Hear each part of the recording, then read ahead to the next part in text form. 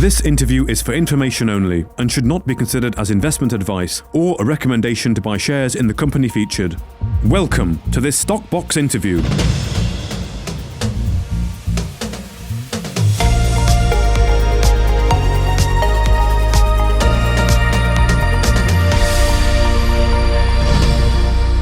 Well, joining us today from the DRC, from Kinshasa, is the CEO of Red Rock Resources, Andrew Bell. Andrew, thank you for joining us from Kinshasa. I mean, let's catch up on that first of all, the DRC. I mean, you were invited to a special meeting, weren't you? I think it was the Secretary of State. So what's been going on in DRC with you?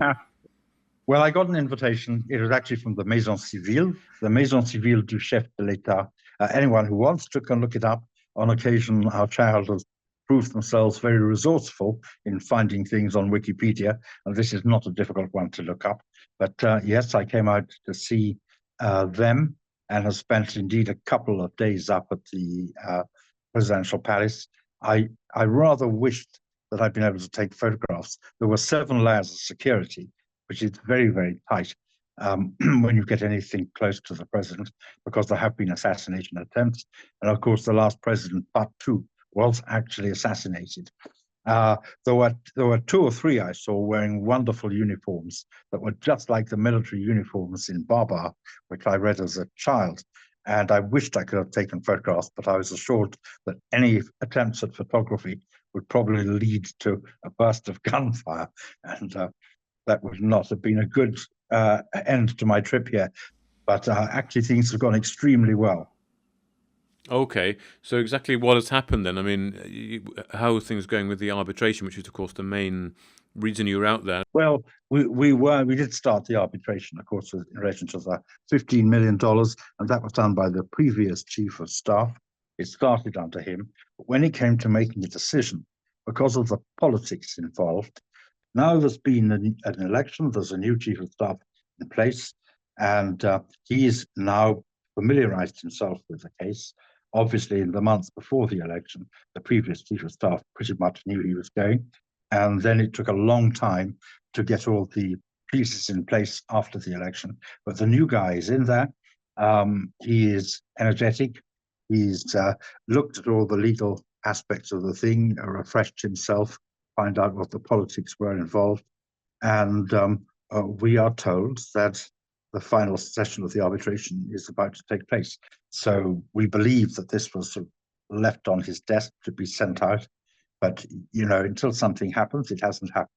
So that's where we are with that. Meantime, because of the discussions we're having with the Maison Civile, those people have been putting a bit of pressure on to bring this to a resolution, because they quite appreciate that if we're to do other, big things in the DRC, we have to get this sorted, because it's not a good way to open a new chapter here by saying, yeah, if you lose money here, you lose it, but if you win it, they take it off you anyway, because then why would you ever go and do a new investment?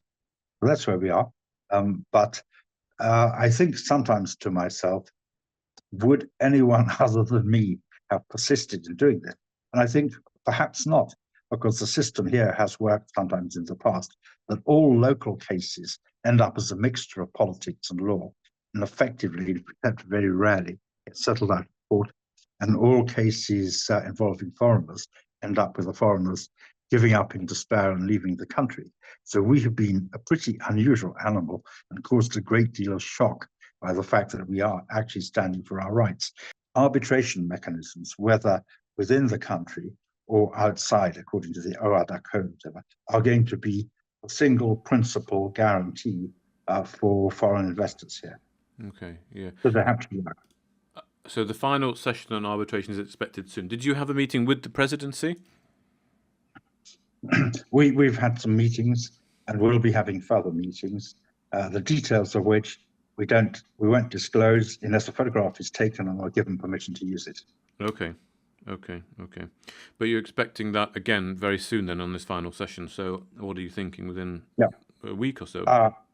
Well, look, I'm not planning to spend too much time out here, because there's plenty of other things for me to be doing. And I do, to some extent, sympathize. If you are living in a city where it might take you 6 hours driving from one end to the other to have a meeting, And you might have frustrations and delays too. So we have to be tolerant with the people we deal with at the same time as being politely persistent. Okay, okay. And then when it comes to Burkina, then what's her latest here? I know when we spoke last time, we were talking. You were talking about that quick start, but it seemed to have woken up Yeah. the Indians who were originally going to go in, and they might be making swifter moves. So what's going on? Well, we can't concentrate on more than one thing at once there. And so the thing we're concentrating on is getting the quick start thing done.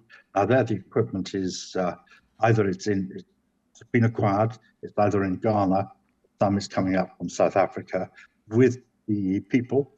Whether they come on the 28th or whether they come on the 2nd isn't sure yet. But when they arrive, everything will be there to do a very lean, quick start.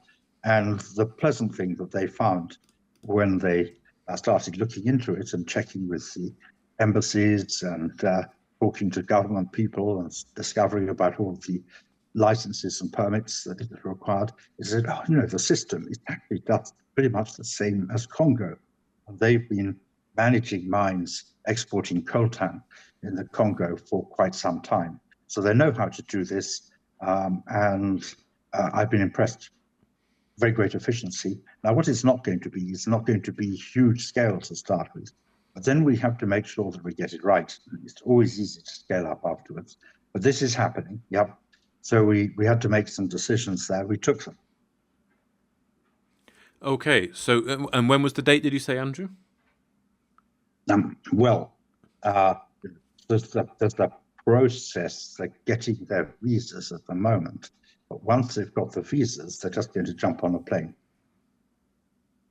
Okay. And that's not going to take long because, the West African countries, the French-speaking countries of Africa, are pretty well represented in South Africa, which is where I think the visas have been got. Okay. So they need to get the visas sorted. The Indians need to get their visas. Well, getting Indian visas to go anywhere, getting Indian visas to go here, that's a whole different matter. And that has taken time. And that's why at the moment we're just concentrating. Remember, we're getting close to Christmas. So if we can get the quick start done quickly, then we'll be producing gold. And that will be before Christmas then. But then mid-December, things are going to go quite a bit, aren't they, till January. Okay, so you just the visas sorted for the quick start operation, which you would Yeah. hope to have before the end of the year. We'd have to hope before Christmas. Yeah. And Okay. at the moment, there's all these little bits and things to do. We're getting an XRF, and for the XRF, we have to fill in various forms for the Americans. Okay. And you also raised 200,000 recently as well. This is what's this for? Is this to sort of tide you over until you can get the money out of DRC? This is never popular, and particularly in this case, we just decided, because we're doing our audits and the accounts, there's some things just at this time of year, if we need money, there comes a point where we can't wait for good news. Now, very obviously, if we come out with news announcements here that we expect to, the price should be very much higher, and that would be the activity would be greater, and the spread would be less. That would be the logical time to raise some money. If we got the money from here quickly, then again, we wouldn't need to raise anything. But because things take a little bit of time, well, we calculate before we think we have revenues coming in, how much worst case would we need? Or until we have got, let's not just say revenues coming in, until we have got news announcements that enable people to put a valuation on the company, how much are we going to need? And then we know we're going to get attacked. We know it's going to be unpleasant. But the thing that I try to tell people is, we've got a valuation of about £2.5 million. Suppose we had a valuation of £2.5 million after doing another raise, and then another raise, and then another raise, worst case. The question then is, what scale are we operating on? What's the scale of the opportunity? Because if the opportunities we're talking about are a £25 million opportunity, or a £250 million opportunity, what you're talking about is shareholders will eventually be upset because instead of making 12 times their money, they're making 11 times or making 10 times. And you just have to take the view. A £2.5 million company will have certain running costs, much the same as a £25 million company. We can't get away from them if we want to be on the market playing the game. Now, I think our record in Congo of getting a good license is pretty good. Our record of losing it, of course, is also there. But that was a license that then changed hands for $20 million and then immediately for $250 million that became $420 million. So, and the people buying it for $420 million definitely thought that they were getting a good deal. And by our calculations, they were getting a very good deal. So we lost an asset of that kind of scale. And the shareholders have suffered from that. And the view that I would take is, to the extent that I'm able to, to the extent that I still have any money left, I will be going and continuing to participate, because when these things succeed, when they go right, we're still going to be back as the size of company that we thought it would be. If we can take these opportunities we're being offered in Congo, which the principle of them is we don't put money in because they self-fund, then that would again be, the object always is, we should be a £2.5 billion company. We didn't come into this game in order to be a £2.5 million company. Now I can quite understand why people go and criticize us. Absolutely. But if they don't put too much money into the investment, and if they know what we're doing and have confidence in the quality of the assets, the endeavors that we're making, then they should be relaxed, because we are very sure ourselves that we're going to bring this ship into harbour. Okay, well, talking about bringing the ship into harbour then, so before the end of the year, we can hopefully expect the quick start to have started in Burkina, and indeed the money's released in the DRC. Yes, but the big game is still the DRC. And remember, the DRC is a very big game when it comes to commodities things, and when it comes to anything active, because you've got a country that is, population is growing at about 3.3% a year, which is pretty tough for them to keep up with in terms of economic growth. The economic growth varies between, say, 5% and 9% a year. And so obviously that means GDP per head is growing at 5 or 6% a year. I think over the next couple of decades, Congo will make huge progress, and it will continue to be, in fact, it will increase its position as one of the major sources of high quality minerals in the world. And so the people we're talking to, how close they are to the centers of power, the relationships we have, we've made tremendous progress over the last 2 or 3 years. And perhaps the vicissitudes that we have had have forced us to do that, rather than just sitting in Katanga province, mining away, not paying attention to anything. We've had to spend too much time in the capital. In the course of that, we have been able to build relationships and build trust, and we think that there's every prospect that we can be a player here. So that's it.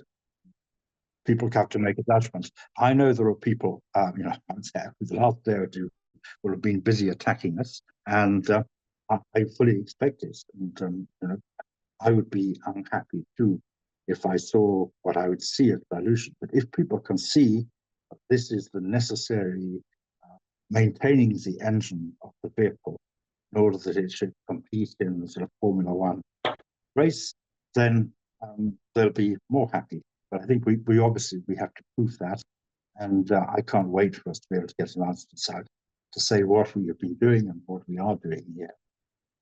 But for that, it's still a few days. Well, a few days before anyone starts tying me down. Yes, it could be 2, it could be 20, it could be more. But what we very much hope is that when I came out here, I said, no, I'm not going to go back to England without having some results. Mm-hmm. So I don't intend to stay here for Christmas. Well, thank you very much, Andrew Bell, for taking the time today to talk to us. My pleasure. If you enjoyed this interview, then give us a thumbs up, a like or a retweet. Subscribe to us on YouTube or follow us on Twitter and hit that notification bell to be the first to know when we release new content. There's loads of great content on our website too, across all our programmes at stopboxmedia.com. Thank you for watching.